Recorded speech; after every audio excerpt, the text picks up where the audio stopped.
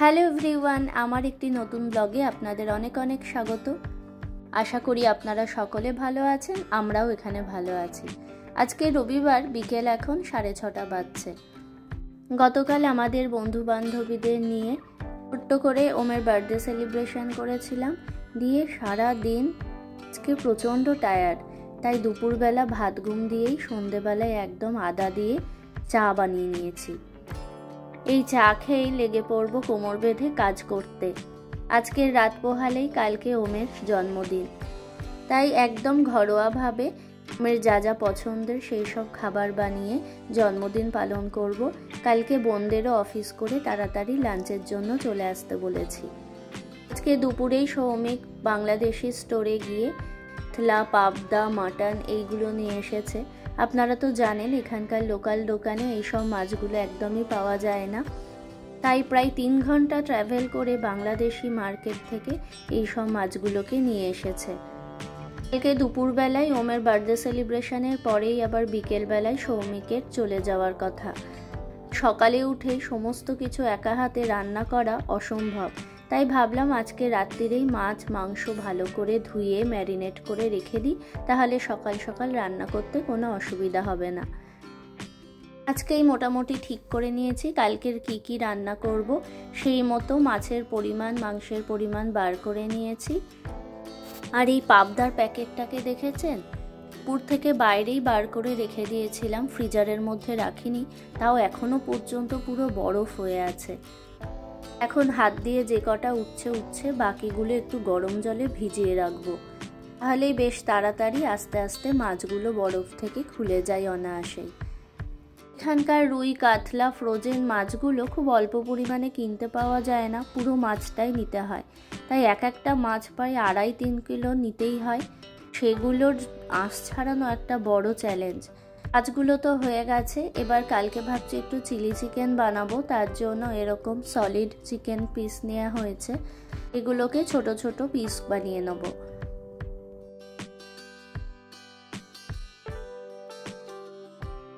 মাছ মাংসগুলোকে ভালো করে কেটে ধুয়ে পরিষ্কার করা হয়ে গেছে, এবার ম্যারিনেট করার পালা। সবগুলোতেই তো নুন আর হলুদ কমন, তাই একসাথে 3টেতেই দিয়ে দিলাম। এবার শুধু মাটন আর চিলি চিকেনে আদা রসুন পেস্ট দিয়ে দেবো। মাটনে একটু বেশি পরিমাণে দিলাম, চিলি চিকেনটার জন্য অল্প পরিমাণে দিলাম। চিলি চিকেনের জন্য 1টা ডিম দিয়ে দিলাম, অল্প ঝালের জন্য 1 চামচ লঙ্কা গুঁড়ো, 2 চামচ ময়দা আর 2 চামচ কর্নফ্লাওয়ার দিয়ে দেবো। এইবার এইগুলো দিয়ে ভালোভাবে চিকেনের পিসগুলো ম্যারিনেট করে নেব।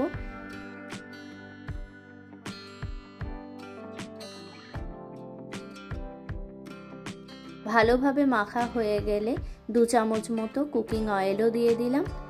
অন্যদিকে মাটনটাকে একটু দই দিয়ে ম্যারিনেট করে নেব, আর সাথে দিচ্ছি 1 চামচ ধনে গুঁড়ো আর 1 চামচ জিরে গুঁড়ো। আমি লক্ষ্য করে দেখেছি মাটন যদি আগের দিন ভালো করে ম্যারিনেট করা থাকে, তাহলে পরের দিন খুব তাড়াতাড়ি মাটন সেদ্ধ হয়ে যায়। মাছগুলোকেও ভালোভাবে নুন হলুদ মাখিয়ে এবার ফ্রিজারের মধ্যে সবগুলোকে রেখে দেব।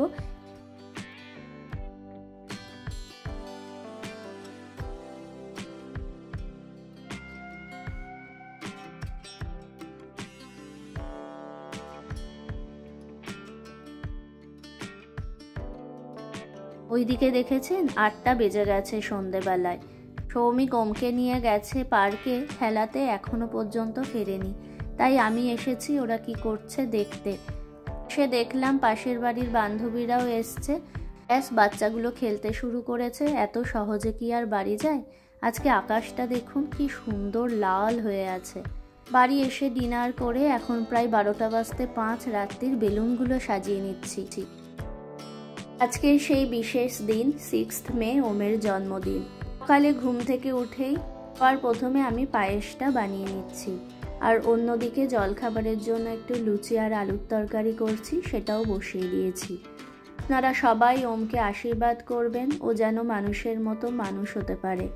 আজকে কিন্তু সকালে ওমকে ঘুম থেকে ডাকতে হয়নি, পাশে গিফটগুলো রেখে দিয়েছিলাম, সেগুলো দেখেই সকাল সকাল উঠে পড়েছে ফুল এনার্জি নিয়ে।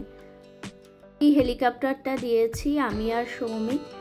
আগের বার ইন্ডিয়া থেকে আসার সময় মা কিছুটা পরিমাণে টাকা দিয়ে দিয়েছিল প্রত্যেক বছর ওর জন্মদিনে কিছু কিনে দেওয়ার জন্য। ওই টাকা থেকেই এই রিমোট কন্ট্রোল কারটা কিনে দিয়েছি। তারা আজকে বন্ধুদের জন্য নিয়ে যাচ্ছে এরকম ওয়াটার বাবল, যেটা সামারে সবাই খুব আনন্দ সহকারে খেলবে। এতে স্কুলে কোনো কম্পালসারি নেই যে গিফট দিতেই হবে। চলুন আগে জলখাবারটা ওদের দিয়ে আসি, তো স্কুল যেতে লেট করবে।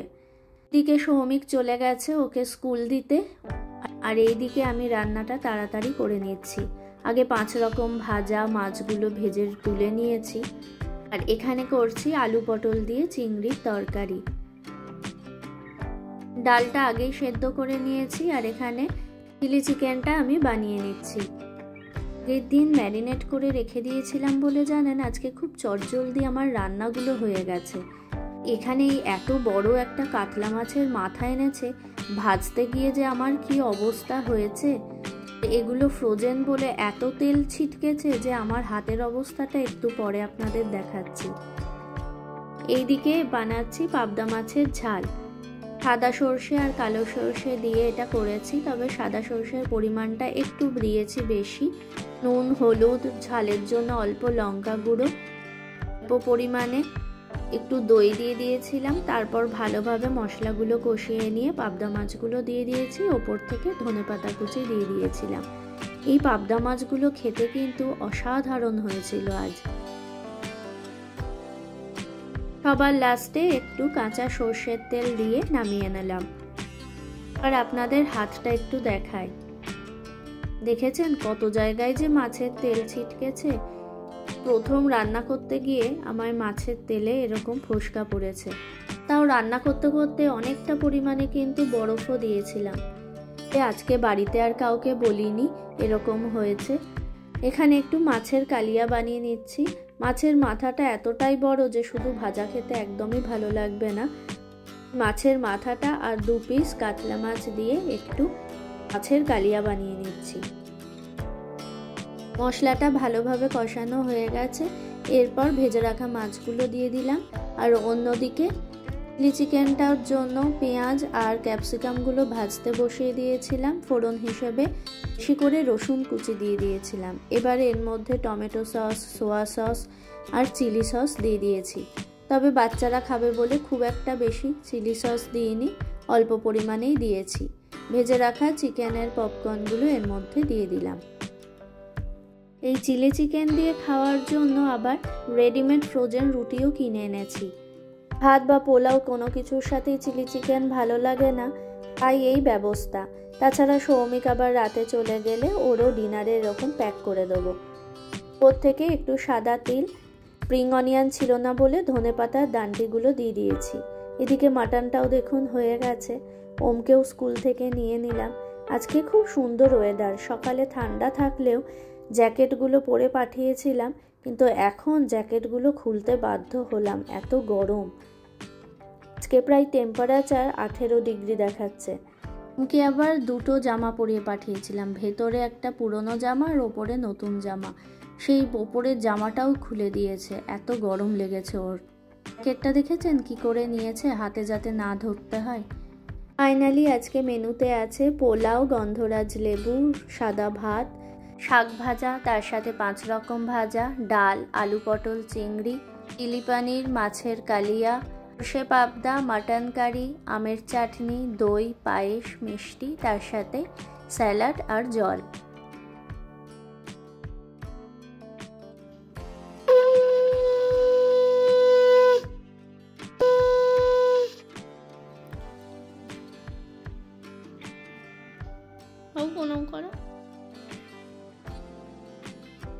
আজ ওমের তরফ থেকে বড়দের জানাই প্রণাম ও ছোটদের অনেক অনেক ভালোবাসা।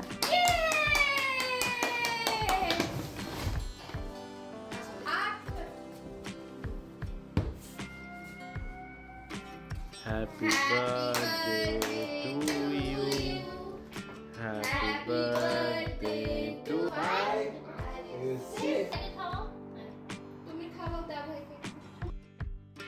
এবার আপনাদের সাথে আজকে আমাদের নতুন সদস্যের পরিচয় করায়। এটা ওমের আজকে সবথেকে প্রিয় গিফট, যেটা ওর মিমি, মেশো আর বুনু দিয়েছে। আপনারা তো জানেন ওম প্রচণ্ড পশু পাখি ভালোবাসে। এই ওমের পছন্দ মতো একদম ইউনিক একটা গিফট ওরা দিয়েছে। অ্যাকোরিয়ামটা দেখে পুরনো আমাদের অ্যাকোরিয়ামটাও যেটা দিল্লির ফ্ল্যাটে ছিল সেটার কথাও মনে পড়ে গেল আজ। ঠিক 1 বছর আগে ওমের জন্মদিনের পরেই আমাদের অনেক কটা মাছসহ অ্যাকোরিয়ামটা দিয়ে আসতে হয়েছিল এখানে চলে আসার জন্য। আর এখন কেমন আছে কে জানে। এখন বিকেল 7:30 বাজছে, ওদের নিয়ে এসেছি একটু পার্কে খেলার জন্য।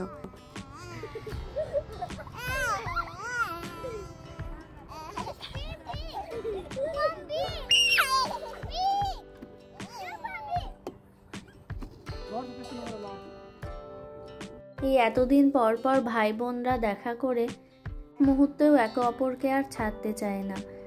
আজকের দিনটি পরিবার নিয়ে খুব সুন্দরভাবে কাটলো আমাদের। তার সাথে আজকের ব্লগটি এখানেই আমি শেষ করছি। আজকের ব্লগটি কেমন লাগলো অবশ্যই আমাকে কমেন্ট করে জানাবেন। ভালো লাগলে লাইক, কমেন্ট ও সাবস্ক্রাইব করে আমার পাশে থাকবেন। আর যারা ফেসবুক থেকে দেখছেন তারা অবশ্যই আমার পেজটা ফলো করবেন। সুস্থ থাকবেন, ভালো থাকবেন, দেখা হবে নেক্সট ব্লগে খুব তাড়াতাড়ি।